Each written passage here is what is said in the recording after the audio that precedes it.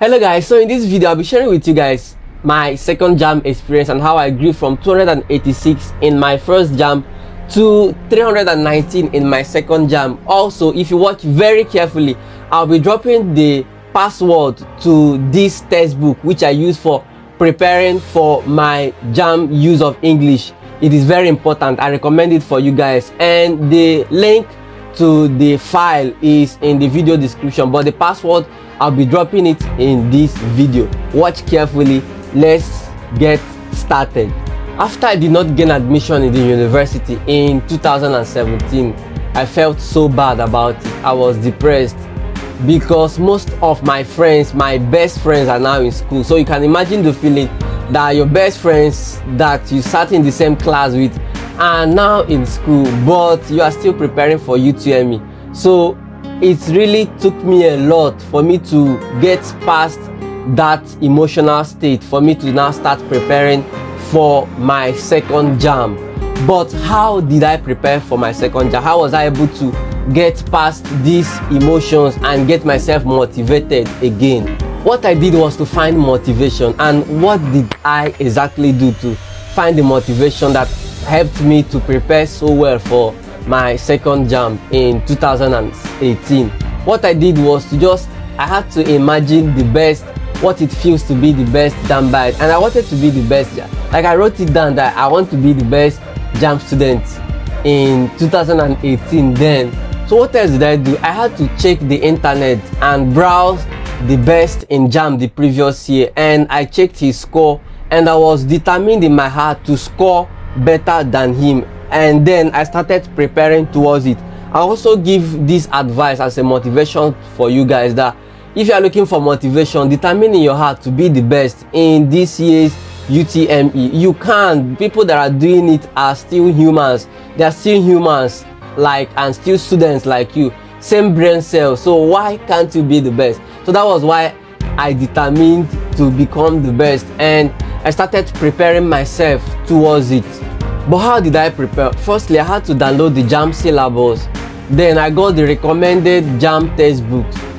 Thirdly, what I did was to tell my parents about my dreams, about my plans of becoming the best in jam, and I told them the opportunities and the scholarship opportunities that comes with it.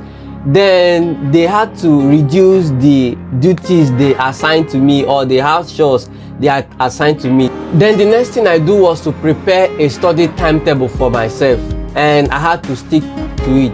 I know that most of you guys don't know how to prepare a study timetable, and some of you that know how to prepare it don't really stick to it. So I will make a video for you guys about how to prepare a study timetable to score very high in your exams, and also to stick to it. So the next thing I did was to delete some social media apps from my phone. I deleted Facebook, I deleted Twitter, I deleted Instagram and others, so that I can completely focus on my studies. The next thing I did was to cut off tutorials. I stopped going for tutorials. I know this sounds weird, but I'm not the kind of person that understands things that I've been taught in class. I understand more by studying, and so I had to stop going for classes. So, but I'm not trying to encourage you guys to quit tutorials, but if you don't understand what they teach in tutorials, I also recommend that you stop and do a personal study yourself and know things for yourself. And I also recommend tutorials for you guys. If you're the kind of person that understands tutorials, there's no issue, do not quit. And if you also have low background in your O level, also go for tutorials. So the next thing I did was to organize a weekly practice, CBT practice for myself, and it really helped me to review my weekly progress. But then, even in the midst of all these good practices, I still made mistakes that made me score lower than my expectations, which is 319. It was lower than my expectation because I expected something higher. But before I share these mistakes to you guys and how you can avoid them, I'll give you 10 seconds to subscribe and like this video. Subscribe. 10, 9, 8, 7, 6, 5, 4, 3, 2, 1. So one of the mistakes I made in my second jam that made me score lower than my expectations was that I neglected the importance of sleep. I spoke more about the importance of sleep in this video and how many hours you should sleep as a student. In a typical day, I spent about 8 hours to 10 hours studying because I thought that studying for long hours makes you a serious student, and I wasn't taking my night's sleep seriously. This really cost me a lot in the JAMB examination day because a night to my exam I did not sleep. I was busy studying all night, but then when I entered the exam hall, I found out that I lacked concentration and I was picking answers that were wrong, although I knew the right answer. So imagine I knew the answer should be A, but when I want to pick it, I will pick B thinking that I picked A. My concentration level was very low in the exam hall. But then after the exam, I thought that I've written the correct answer, that I picked the correct answer. It was after I slept and I had a good night's sleep that I started receiving flashes of the answers that I've taken earlier, and I found out that these answers that I took are really mistakes that I made due to lack of concentration. So I'll recommend you guys to sleep well a day to your exam hall and not try to study everything a night to your exam hall. No matter how passionate you are about studying, try to give your brain a good night's sleep because it's a way of recharging your brain whenever it's low. Secondly, I was focusing on quantity rather than quality. What do I mean by quality?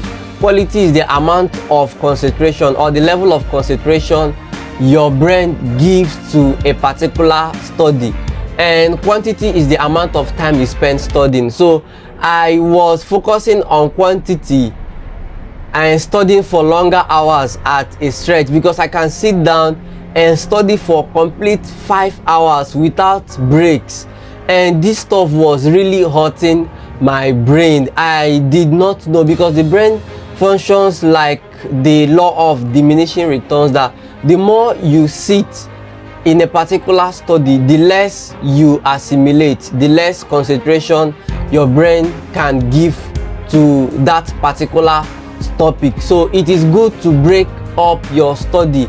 Maybe 1 hour, after 1 hour you go for rest, or maybe after 55 minutes you rest and then come back to study. Then it helps your brain a lot than sitting for long stretches of time. So that was what I was doing, and it was not really helping matters. But because I don't want this video to be too long, I'll be cutting it short. But watch out for my next video on how to study for long hours without losing focus. This will lead me to my final advice to you guys. Try and learn to study in breaks. Secondly, it is not really about how many hours you spend studying. It's mainly about how many hours you are productive, or how many hours your brain can focus. It's not really about how many hours you spend studying. It's really about how many hours your brain can focus. Again, make sure to sleep a night to your exam date because it helps you to recharge and be better in the day during your exam. And if this is your first time of watching my channel, I am Raphael, a former student of microbiology at Obafemi University, but currently a pharmacy student at the University of Nigeria, Nsukka. So thanks for watching, guys, and watch out for my next video. If you enjoyed this video, I also recommend this for you guys. Thanks and peace out.